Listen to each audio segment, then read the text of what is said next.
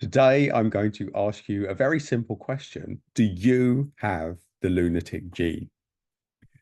You're probably wondering, what is the lunatic gene? Well, you're going to find out if you watch this video, because I'm going to ask you 5 key questions during the course of this, and we're going to explore just how much you may or may not have the lunatic gene.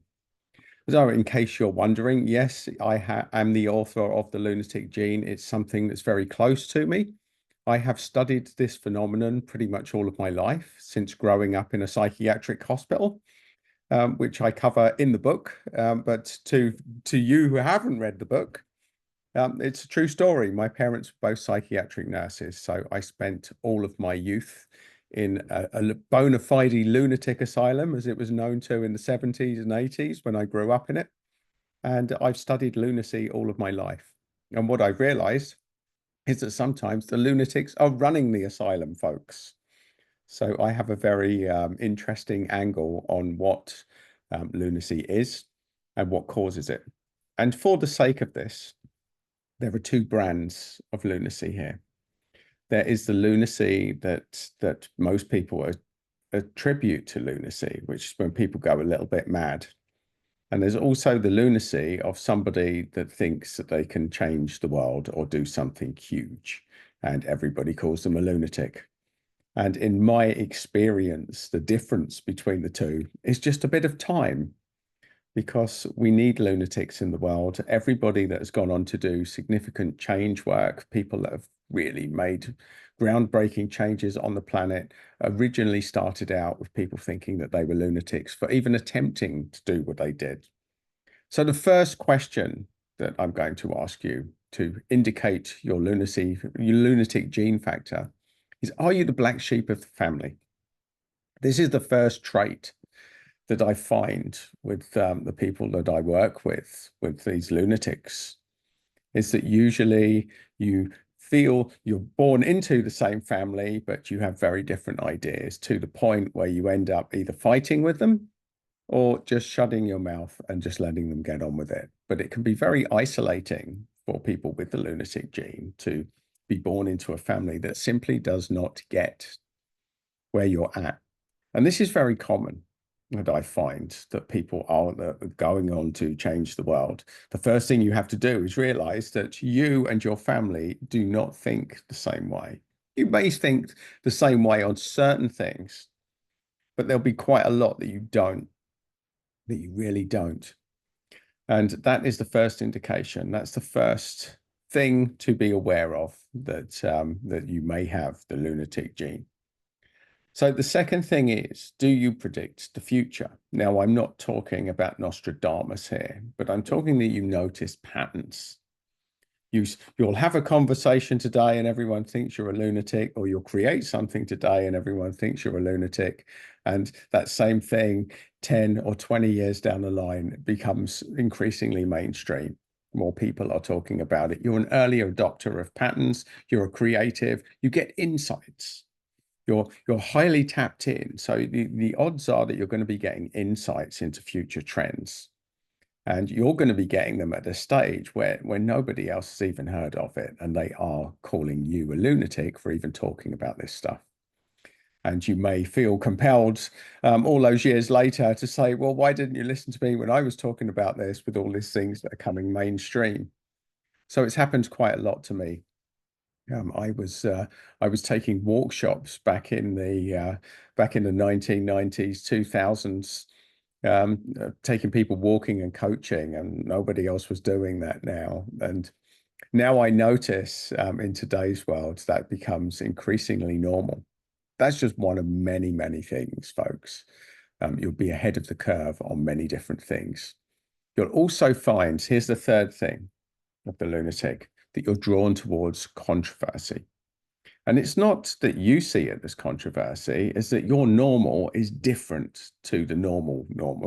Is there a normal? In my world, normal doesn't exist.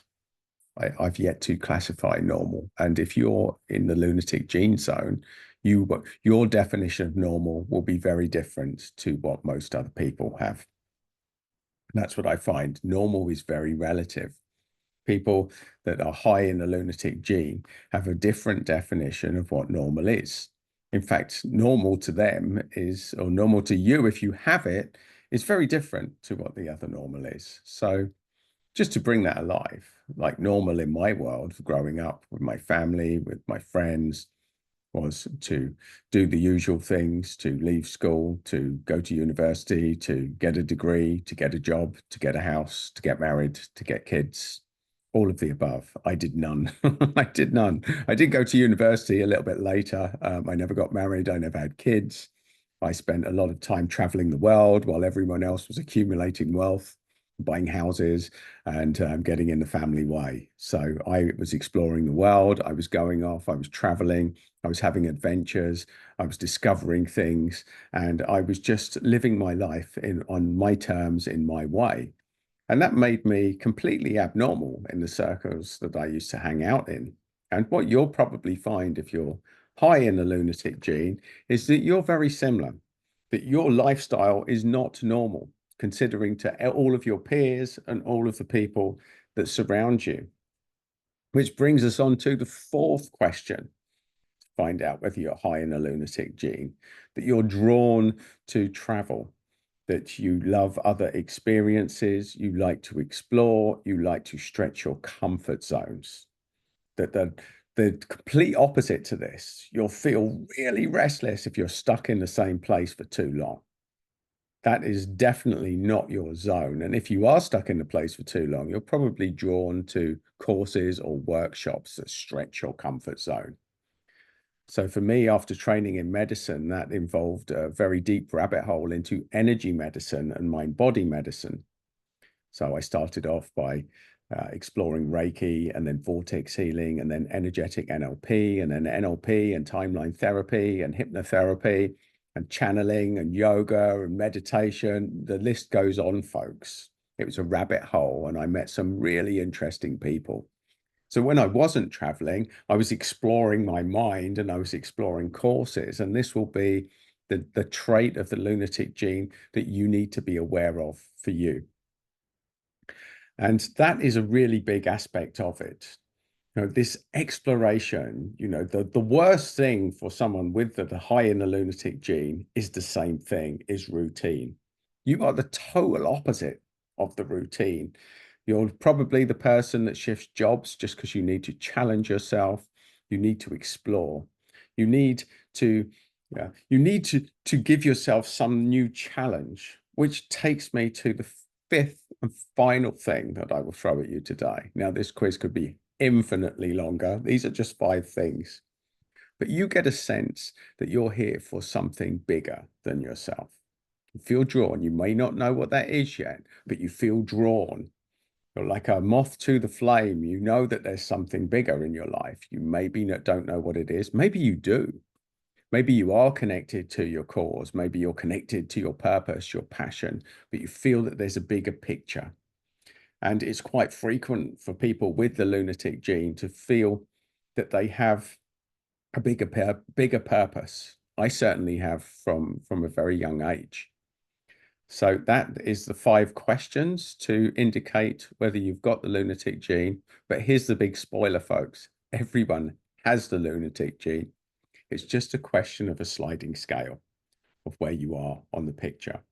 And if you really want to explore it, this is my gratuitous plug for the book. I suggest you buy The Lunatic Gene.